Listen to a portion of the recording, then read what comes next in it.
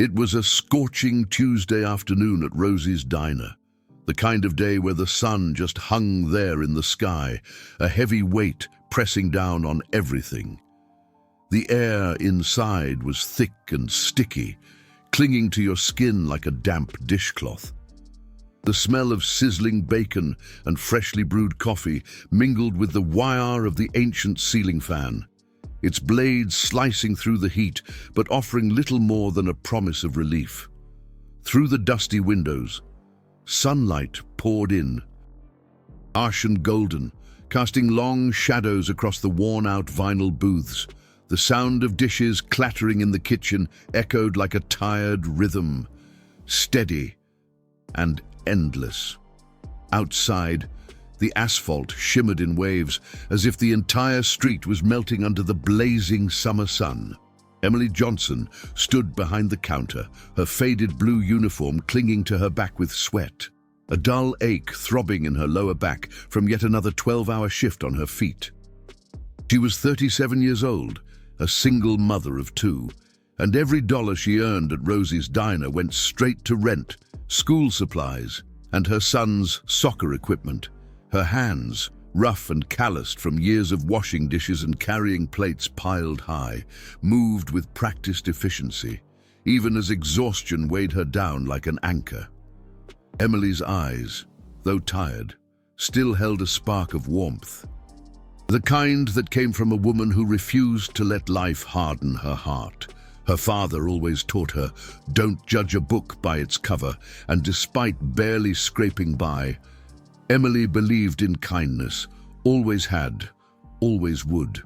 Before we go any further, if you believe in kindness, second chances, and standing up for what's right, make sure to like, comment, share, and subscribe to this channel, and tell us in the comments where you're watching from.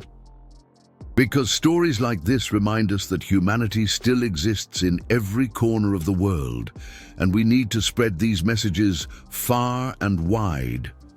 The bell above the door jingled, and a figure walked in, drawing every eye in the diner. He was a towering biker, with arms like tree trunks and tattoos snaking up to his neck, dark ink covering weathered skin. His cut, a battered black leather vest, bore the red and white Hell's Angels patch on his back, unmistakable and bold. His heavy boots echoed on the linoleum floor as he moved to a corner booth, but something in his eyes stopped Emily cold. It wasn't rage, it was frustration, embarrassment, even. He sat down, studied the menu for a long moment, then ordered a cup of coffee. Black. Nothing else. Emily watched him quietly. She noticed the way his jaw clenched, the way his eyes darted toward the exit, the way his hands fidgeted with the edge of the laminated menu. She'd seen that look before. That was the look of a man counting pennies in his head and coming up short. When she brought the coffee, he thanked her in a low, gravelly voice. She nodded.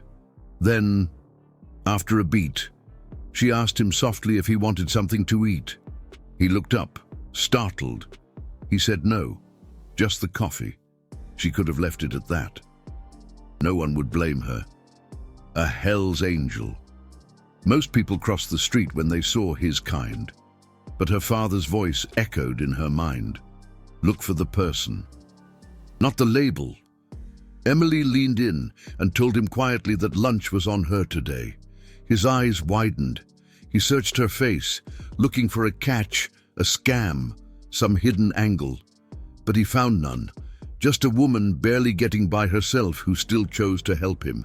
He said he couldn't let her do that, his voice rough with something between shame and disbelief. Emily replied that it was too late.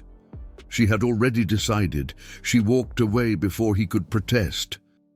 Her heart pounding, but her resolve solid as stone.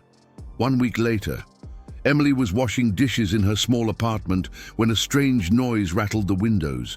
It was a deep rumble, heavy and powerful, growing closer by the second. She wiped her hands on a towel and walked to the window, heart suddenly racing.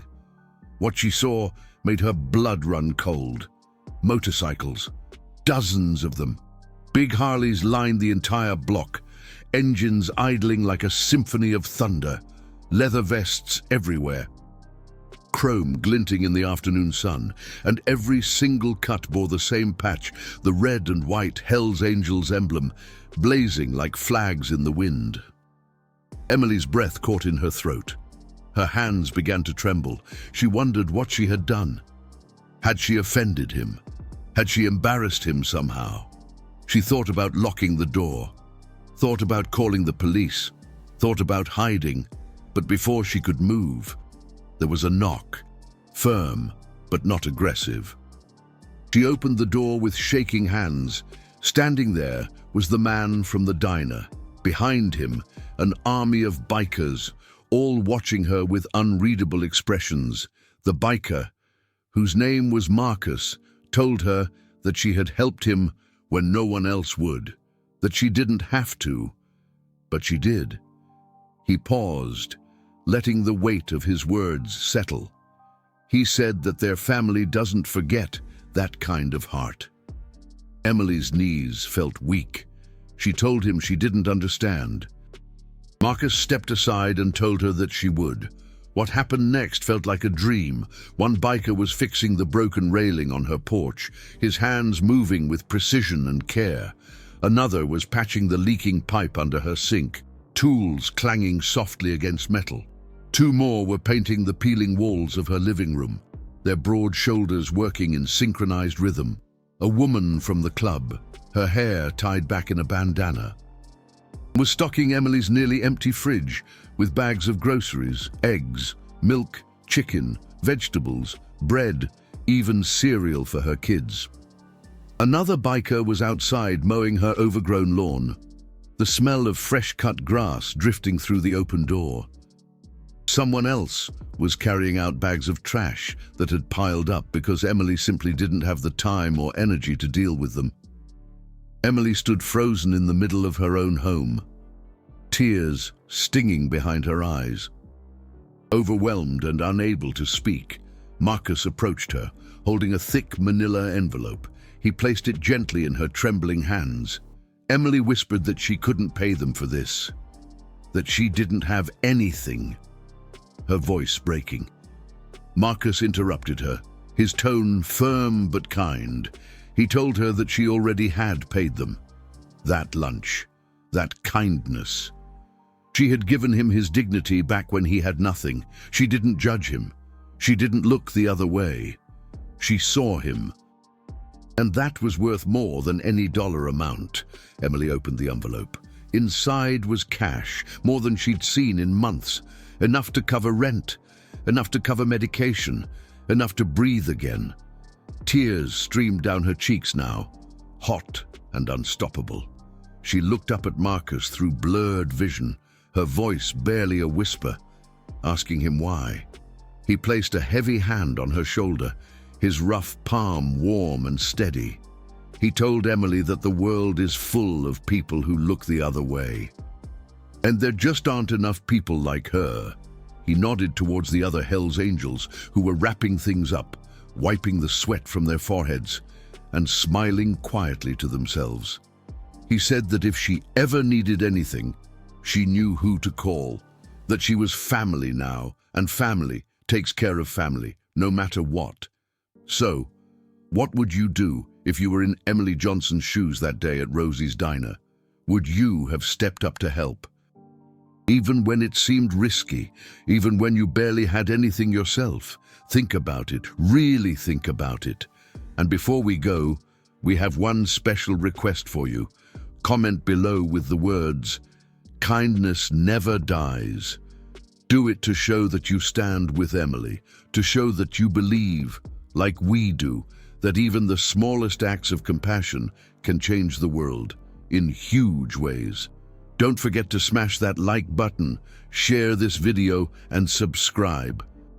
Because this channel exists to remind you that humanity is still alive and well, that honor still matters, that loyalty runs deeper than blood, much deeper, and that sometimes the people the world tells you to fear are the very ones who will fight hardest to protect you, because kindness is never wasted.